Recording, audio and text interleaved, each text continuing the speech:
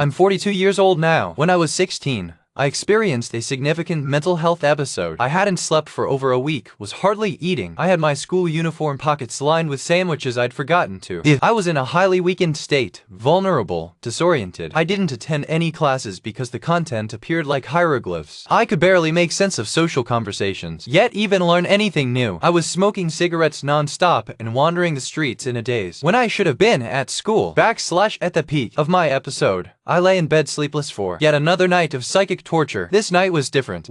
I heard the sounds of trombones and horns playing the cascading notes you hear when a primetime quiz show contestant gets a question wrong. The sound of failure. The red digits on my alarm clock spun around in circles. It was torture. I genuinely felt like I was in bleep. I started to pray for sleep and respite to whatever power could hear. Then I felt a presence, different than the voice of my internal dialogue. It was as if my thoughts were making space for something else, like a conversation was about to happen of great importance. My instinct told me my weeks of isolation and anxiety had made way for some kind of test that would define the rest of my life. What I heard was not a voice per se, rather it was a schism in my own consciousness. The presence promised me that if I agreed, I would be granted great knowledge and answers to all the questions I'd ever asked for. I would learn to see the past and future and access wisdom through the ages. The one condition was I'd have to do their bidding completely at some stage in the future. When I was called on, in my desperation, I agreed. Really, I just wanted to sleep and hoped that my consent would give me a sense of relief. I was wrong. The presence laughed at me the moment I consented to his Faustian pact. A humiliating laughter with a cavernous echo that shook me to my core. The ghoulish horn music continued and the presence was never heard from again. To this day,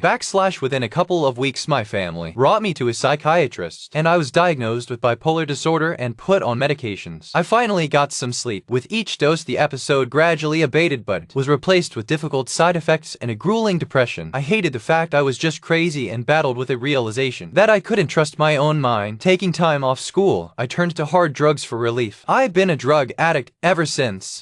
Recently, I've been pursuing a death wish, but no matter what I try to remove myself from this mortal coil, usually by taking intentional overdoses of bleep and cocaine, I keep surviving. Most recently, my dear mother frantically drove me to hospital after another intentional overdose. I've decided now that I want to live for the sake of my family, but in order to do this, I need spiritual help. For decades, I assumed I was visited by the devil. But recently, I was involved with a woman who was into the occult, and she said it wasn't the devil, but someone else. I haven't seen her since to ask more questions, so I turned to you instead. Have I made a Faustian pact to a dark force of some kind? Will getting back in touch with this presence help me at all? To live a better life in sobriety circles, you need a higher power to stay clean and sober. Do I need an exorcism? Or should I make peace with this entity from my youth? Maybe I'm just crazy. Thank you for taking the time to read my whole sordid story. Help much appreciated. My life does, in a way, depend on it.